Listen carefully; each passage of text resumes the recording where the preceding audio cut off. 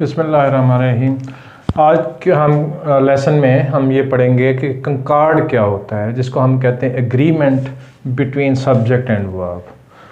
तो parts of speech के बाद और फ्रेजेस हमने डिस्कस कर ली, हमने पैसिव एक्टिव डिस्कस कर लिए, हमने डायरेक्ट इनडायरेक्ट जो है वो डिस्कस कर लिए। तो इस सारी चीज़ों के बाद हम जो जिस चीज़ पे पहुँचेंगे वो ये है कि आप सब्जेक्ट और वर्ब के लिहाज से जो सेंटेंसेस करेक्ट लिखने हैं, जैसे हम कंकॉर्ड कहते हैं कि कंकॉर्ड प्रॉपर यूज़ करते हैं, तो प्रॉपर यूज़ करते हैं तो फिर ठीक है जी, फिर आपके मसाइल जो है नहीं हैं। लेकिन अगर आप कंकॉर्ड में प्रॉब्लम आपको आ रहा है कि सब्जेक्ट और वर्ब जो कम्बिनेशन है उसमें आपको सही तरह समझ नहीं आ रही, तो यकीनी तौर पर आप सेंटेंस जो है फ्रेम नहीं कर पाएंगे या गलत फ्रेम करेंगे। जी हम देख लेते हैं जी। जैसे आप ये देखें कि सब्जेक्ट और वर्ब का जो कम्बिनेशन है, ये अगर सब्जेक्ट हमारा सिंगुलर हो तो हमें कोई प्रॉब्लम नहीं है। हमें पता है कि जो सिंगुलर सब्जेक्ट हैं वो उसके बाद वर्ब कैसे यूज़ करना है। मिसाल देख लें जी, my uncle lives in Islamabad. हमें पता है कि जी अंकल जो है सिंगुलर है और ये थर्ड पर्सन सिंगुलर है, इसके साथ फर्स्ट फॉर्म के साथ ऐसा आना था, हमने उसको लगा दिया। इसी तरीके से यहाँ पे अंकल्स यूज़ किया है, माई अंकल्स लिव इन इस्लामाबाद। अब हमने प्लूरल फॉर्म यूज़ की है तो लिहाजा उस लिहाज से प्लूरल वर्ब लगा दिया कि प्लूरल फॉर्म के साथ कैसे वर्ब लगता है। इसी तरीके से ही शी इट या थर्ड पर्सन सिंगुलर हैं तो उनके साथ हैज़ यूज़ होता है, आप सबको पता है। जैसे हम कहते हैं कि he she the boy has pass the test. और इसी तरीके से वी दे और द बॉयज़, ये प्लूरल फॉर्म सारी हमने यूज़ की हैं, थर्ड पर्सन प्लूरल्स उसके साथ हैव यूज़ होता है। तो अब इनमें हमें जो है ना कंकॉर्ड इस्तेमाल करते हुए कोई प्रॉब्लम नहीं आ रही, कंकॉर्ड में बिल्कुल भी हमें कोई मसला नहीं आ रहा। लेकिन जहाँ ये उस सूरत में नहीं होता, लेकिन कुछ सेंटेंसेस आते हो ऐसे, अगर तो सिंगुलर सब्जेक्ट है तो सिंगुलर के लिहाज से हमने वर्ब लगा देना है, अगर प्लूरल सब्जेक्ट है तो प्लूरल के लिहाज से लगा देना है।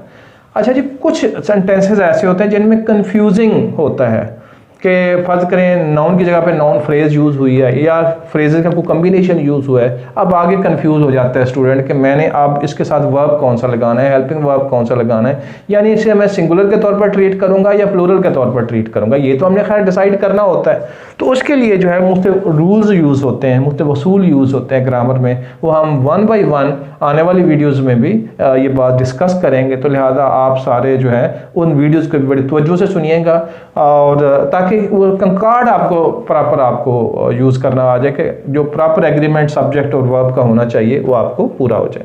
तो सिंगुलर सब्जेक्ट सिंगुलर वर्ब लेते हैं और जो प्लूरल सब्जेक्ट है वो प्लूरल वर्ब लेते हैं।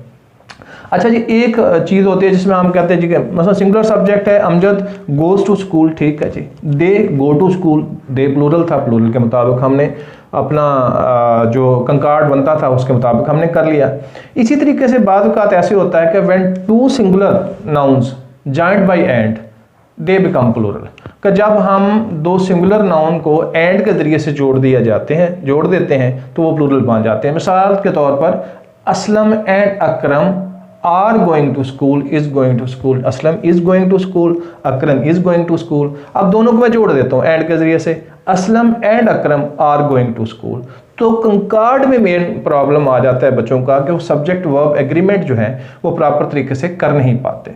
तो लिहाजा पहले तो आपने ये देख लेना है कि जो सब्जेक्ट के तौर पर चीज़ें इस्तेमाल होनी हैं वो नाउन होगा, प्रोनाउन होगा, जो भी होगा वो सिंगुलर भी हो सकता है, प्लूरल भी हो सकता है, और कन्फ्यूज्ड फॉर्म ऑफ स्टेट भी हो सकती है। वो कैसे कि नाउन फ्रेज यूज़ हुई है या कम्बिनेशन ऑफ फ्रेजेज यूज़ हुआ है, हमें समझ नहीं आ रही कि ये प्लूरल के तौर पर एक्ट करेंगे या सिंगुलर के तौर पर एक्ट करेंगे। तो उसमें से हर एक के लिहाज से कुछ उसूल व ज़वाबित ग्रामर ने मुकर्रर किए हैं कि अगर ये इनके साथ अगर दो सब्जेक्ट को हमने एंड से जोड़ा है तो दे बिकम प्लूरल, और अगर हम फ़र्क करें उन सब्जेक्ट को ईदर आर, नीदर नार, not only but also say जोड़ दें तो फिर क्या होगा, या फिर उस सूरत में क्या होगा कि अगर सब्जेक्ट एक सिंगुलर है और दूसरा प्लूरल है। मिसाल के तौर पर अगर मैं कहूँ the students along with the teacher, आगे वर आना चाहिए या वाज आना चाहिए, were going to the school या was going to the school.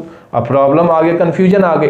तो ये कन्फ्यूजन दूर करने के लिए कंकॉर्ड से रिलेटेड कुछ रूल्स हैं ग्रामर ने हमें दिए हुए, तो उनको हम इन तमाम लेक्चर्स में विद एग्जांपल जो है वो डिस्कस करेंगे।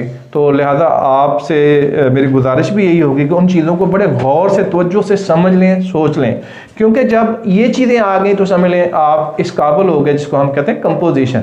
आप जो चीज़ भी लिखेंगे वो करेक्ट होगी, वो ग्रामर के लिहाज से भी करेक्ट है, वो कंकॉर्ड के लिहाज से भी करेक्ट है, पार्ट्स ऑफ स्पीच के लिहाज से भी, डायरेक्ट इंडायरेक्ट के लिहाज से भी, पैसिव एक्टिव के लिहाज से भी। तो ये सारी चीज़ें बेसिकली लैंग्वेज को गवर्न करती हैं। इस ग्रामर जो होती है वो असूलों का समझ लें कि ऐसा सेट होता है जो कि रूल करता है लैंग्वेज के ऊपर जाके। तो लिहाजा वो हमें अगर आता है तो इसका मतलब है कि हमें वो लैंग्वेज पे ग्रिप आ जाएगी, और जब लैंग्वेज पे ग्रिप आती है तो बाकी चीज़ें जो है आइडियाज़ रह जाते हैं, वो हमें जैसे मिलते हैं तो हम उनको बहुत बेहतरीन अंदाज से एक्सप्रेस कर सकते हैं। शुक्रिया।